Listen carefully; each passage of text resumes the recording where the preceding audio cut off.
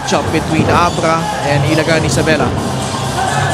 And that despite AJ Miranda having 5 more minutes than that of Encho. Encho only played, what, 12 minutes. Samantalang si AJ has played 17 minutes. And really just more contributions for Encho Serrano. Holding Ilagan Isabela to only 37 points total in the first 3 quarters. Ayon, pasa kay Cholo Mendoza.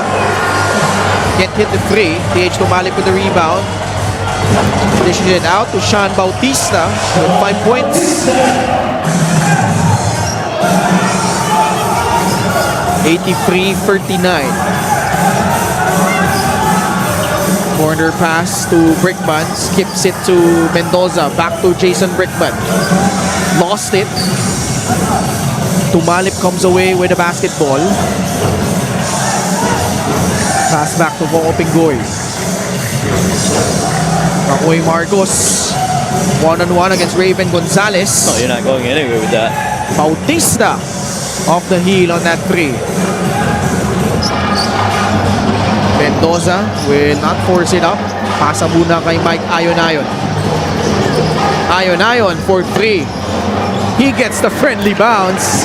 And it's been that kind of a night for the Abra Solid North Weavers.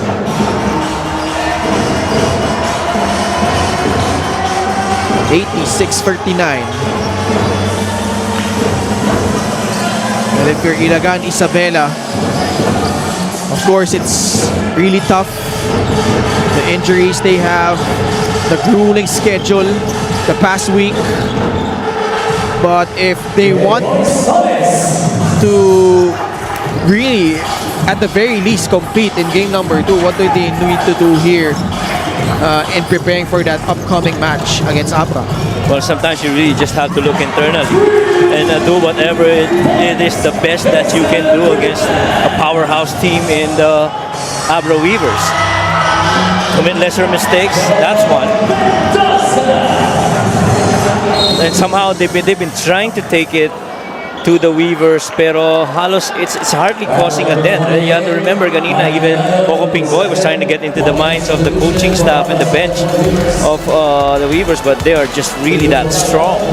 Fast Break the Game is brought to you by Extreme Cool Air Conditioners. Ang Extreme Magpalamig free installation or split-type air conditioners. Sean Bautista making a good account of himself. He's got 5 points so far.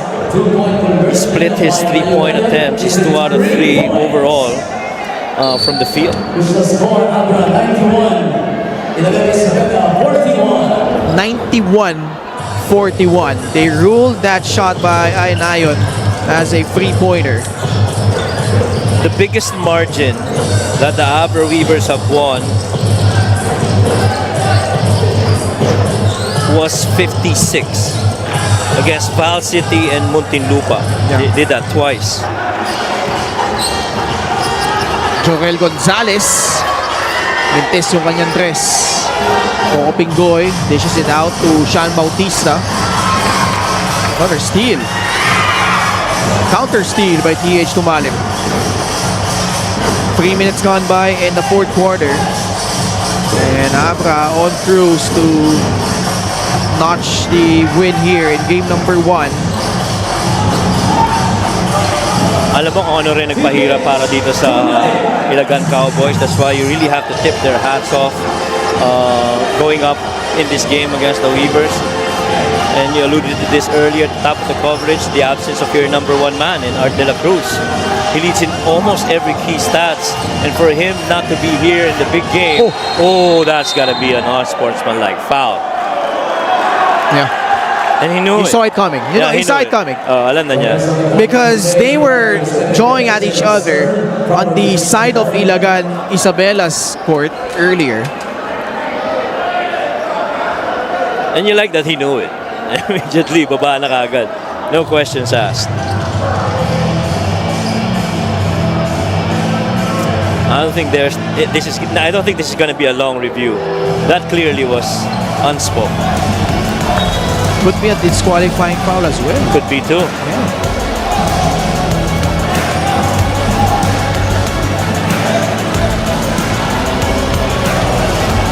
And that's a good chance of being a disqualifying foul. Let's see. Yeah. Upon review, it was an unsportsmanlike foul Okay. on number 23, Abra, for excessive hard Just contact. an unsportsmanlike foul. Interesting. So walang tapon. Yeah. He will stay in the game. Yeah, yung sinasabi ni Alan, dapat tapon yun. That's what he's trying to contest. And I guess similar to your perspective, Ken, the referee sees otherwise. Now, if you're Ilagan Isabela, you have to maintain your cool here. You still have game number 2. You are pretty much short-handed. No Art De La Cruz, no Mark Dyke. You need all the personnel that you could have as you try to stay alive in that do-or-die match for them. Yes. And wala na rin si Gab Gomez. Isa sa mga nangunguna pagdating sa 3-point attempts. And surely Coach Louie and the whole staff of Ilagan understood they have their work cut off. Especially as they go up against yung Weavers. Pero ang hirap talaga ng pinagdaanan nila. Yung biyahe, yung laban, that try to stay and stay alive in the play-ins, only to get the Abra Weavers. J-Boy Solis, a lone bright spot for the Cowboys with 15 points. Wilkin Lee to Pablo. Austria and Bautista collide on the other side. And foul will be whistled on Sean Bautista. Number 10, Sean Bautista. That's his first. Alam mo, isa sa mga games na hindi ko makakalimutan dito sa Ilagan Cowboys that I got to cover was they went up against the Nueva Ecija Rice Vanguards. Okay. Ang laki ng lamang nun, pero it didn't feel like, komportable all the way yung Nueva Ecija Rice Vanguards. So may mga runs sila na sinusubukang lapitan, magbabae lamang. Pero just, I guess what I'm saying is that it's pretty evident that the effort really is there for the Ilagan Cowboys. And I thought, even on that loss against the Rice Vanguards, they might have been outscored, pero definitely effort-wise, I'm sure Coach Louie loved how his boys competed in that game. Kailangan mo yan eh. Lalo, malakas yung kalaban mo. You're the number 1 team for a reason. Wilkin Lee skies high for the rebound and puts it back in.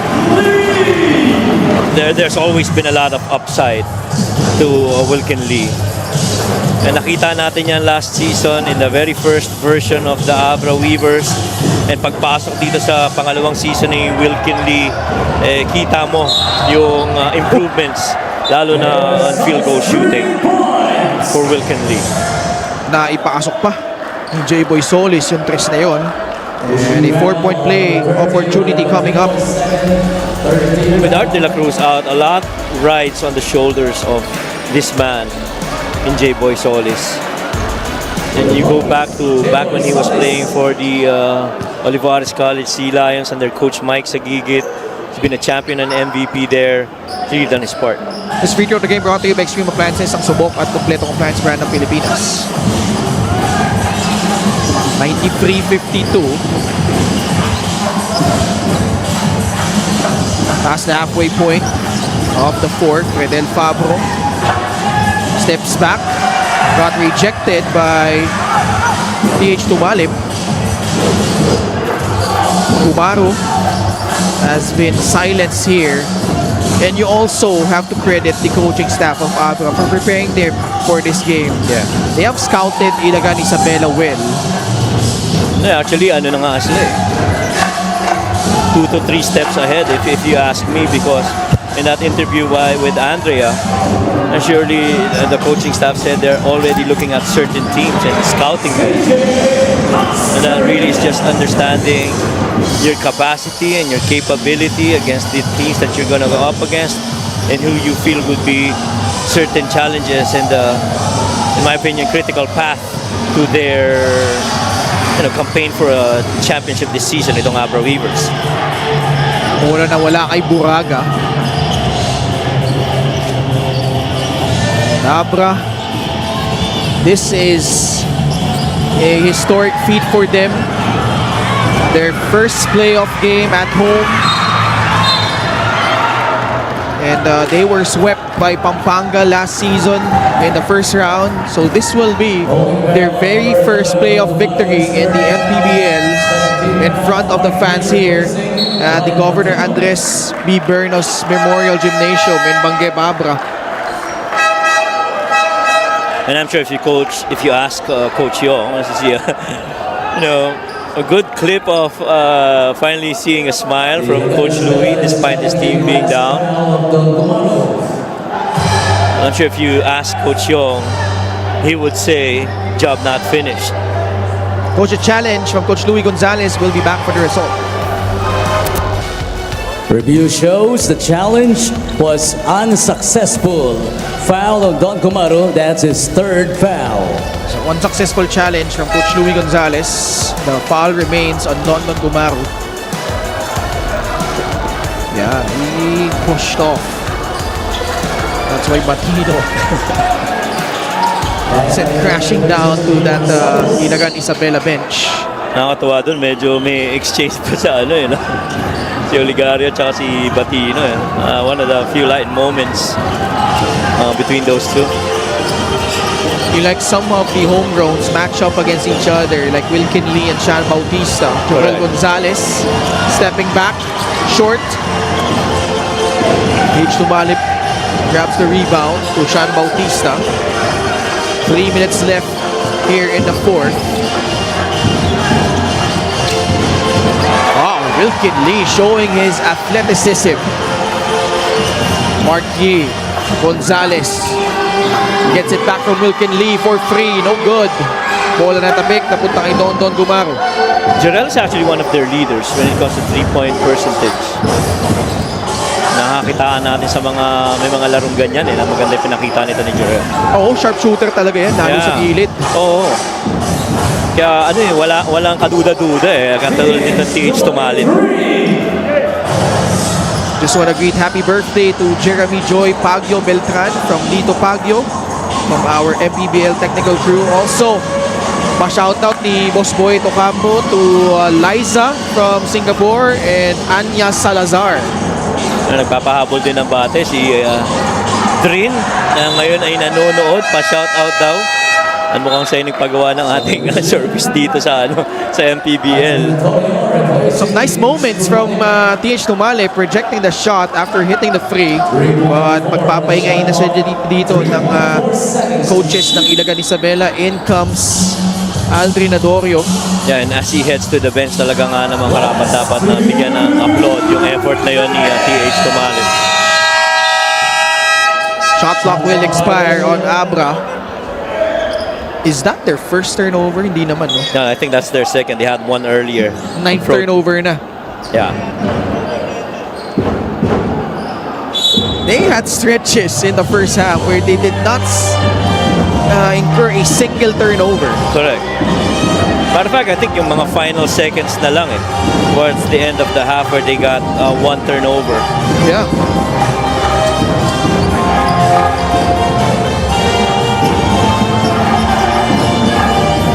We're just awaiting for the final score here. Medel Fabro buries a free.